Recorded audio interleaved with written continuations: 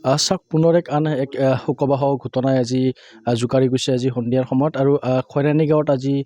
নিশা প্ৰায় 8মান বজাৰ পিছত অতৰ্কিতে বন্য হস্তীৰ আক্ৰমণত ইতিমধ্যে দুজনকৈ লোকে প্ৰাণ হেৰুৱাব লগা হৈছে। কুমাৰঘাটা বনাঞ্চলিক কাৰ্যালয়ৰ বনকৰ্মী সঞ্জু ইছলাৰী আনহাতে এইখন গাঁৱত আজি নতুনকৈ অহা এগৰাকী লোক তপন টিপচিমা নামৰ সেই দুজন লোক ইতিমধ্যে হাতীৰ আক্ৰমণত নিহত হৈছে আৰু কৰ্তব্য পালন কৰি থকা সময়ত সঞ্জু ইছলাৰী নামৰ যিগৰাকী বনকৰ্মী আছিল সেই বনকৰ্মীগৰাকীকো অতৰ্কিত হাতীয়ে হঠাৎ খেদি আহিলে আৰু খেদি অহাৰ পিছত আক্ৰমণৰ যে বলি হৈ আচলতে স্থিতাতে মৃত্যুবৰণ কৰিব লগা হ'ল। ইতিমধ্যে যিসকল বনকৰ্মীসকল আছে তেওঁলোকেও এক প্ৰকাৰে সেইগৰাকী সহযোগীক হেৰুৱাই তেওঁলোকে ইতিমধ্যে শোকত্ৰিয়মান হৈ পৰিছে আৰু আমি যিহেতু বৰ্তমান এই স্থানত আমি আছোঁ নিশা যিমান গভীৰ হৈছে তেওঁলোকৰ আৰু যেন এই গাঁওখনতো যেন সিমানেই ভয় সংখ্যাই আৱৰি ধৰিছে কাৰণ আমি জানো দীৰ্ঘদিনে তামোলপুৰৰ ভাৰত ভূটান সীমান্তৱৰ্তী অঞ্চলত কি ধৰণে বন্যহস্তীয়ে এক প্ৰভাৱ ইয়াত পেলাইছিল আৰু সেই একেই সময়তে আজি যেতিয়া বনকৰ্মীসকলে যেতিয়া ইয়াত কৰ্তব্য পালন কৰি আছিলে ঠিক কৰ্তব্য পালন কৰি থকা সময়তে হঠাৎ বন্যহস্তীয়ে আক্ৰমণ কৰিবলৈ যেতিয়া উদ্যত হ'লে তাৰপিছতে যিগৰাকী সঞ্জু ইছলাৰী নামৰ যিগৰাকী বনকৰ্মী আছিলে সেই বনকৰ্মীগৰাকী ইতিমধ্যে নিহত ইয়াত হ'ব লগা হৈছে। ইফালে যদি সহযোগীয়ে দেখুৱায় যে যিসকল বনকৰ্মী হওক বা আৰক্ষী লোকসকল হওক তেওঁলোকে ইতিমধ্যে ইয়াত আহি উপস্থিত হৈছিলে আৰু দুয়োগৰাকী লোকৰ ইতিমধ্যে যি নিথৰ দেহ ইতিমধ্যে স্থানৰ পৰা উঠাই লৈ গৈছে। তামোলপুৰ আৰক্ষী ইতিমধ্যে ইয়াত আহি উপস্থিত হৈছিলে। গতিকে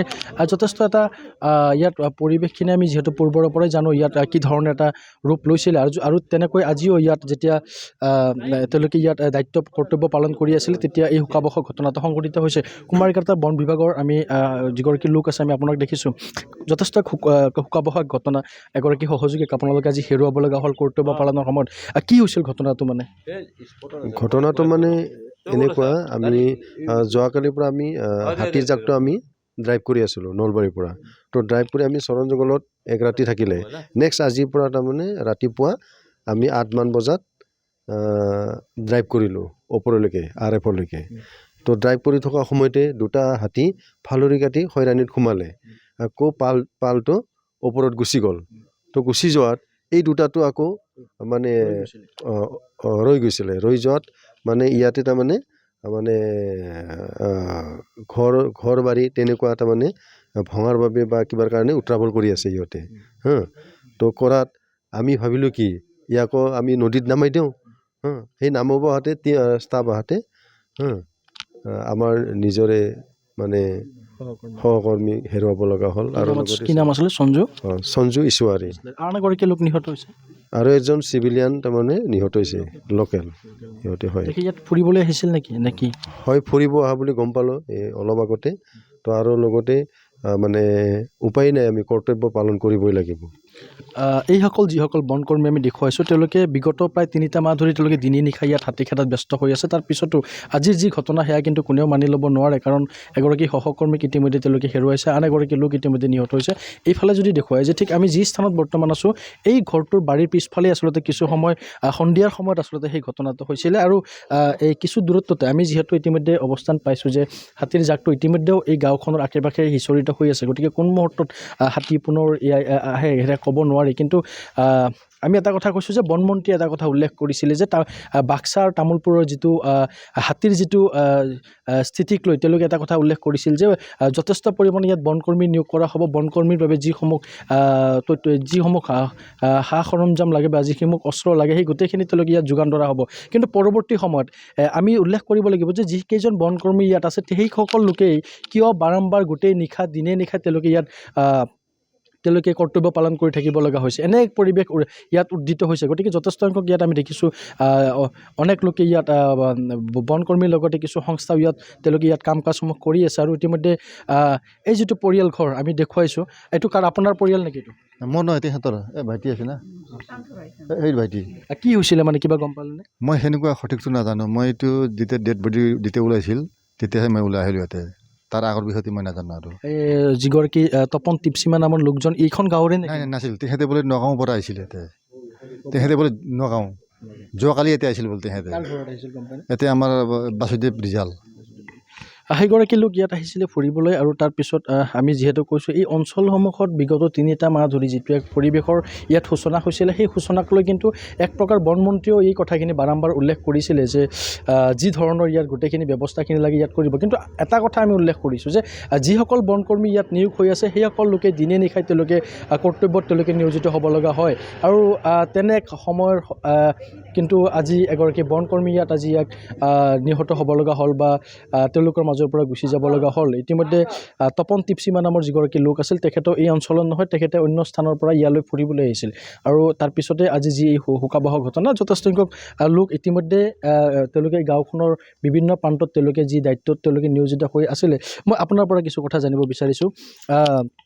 এই ধৰণৰ ঘটনাবিলাক আগতে হৈছে আমি দেখিছোঁ বা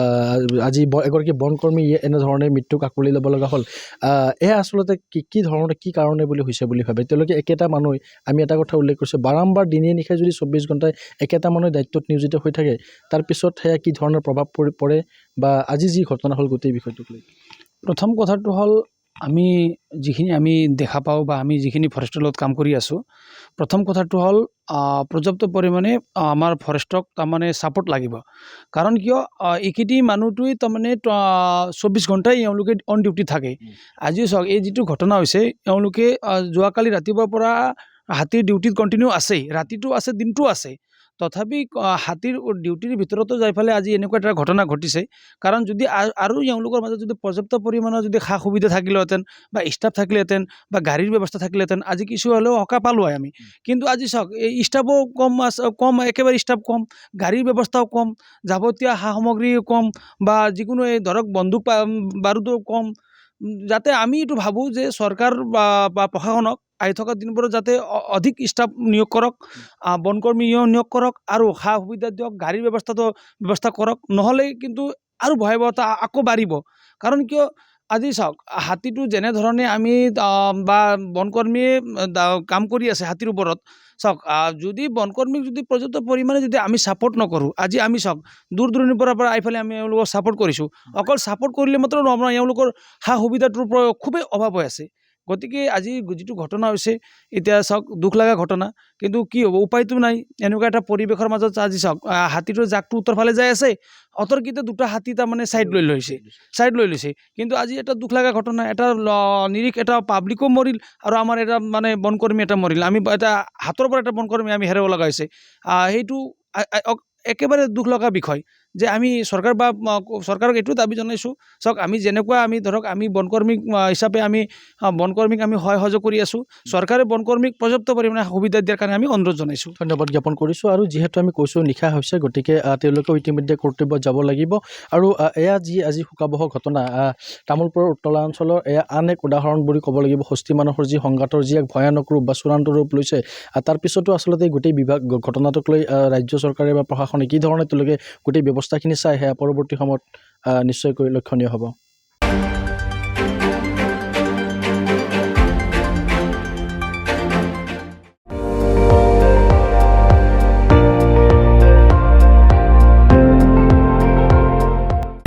আপুনি চাই আছে ND24 সৰ্বশ্ৰেষ্ঠ নহয় সৰ্বোত্তমৰ দৌৰ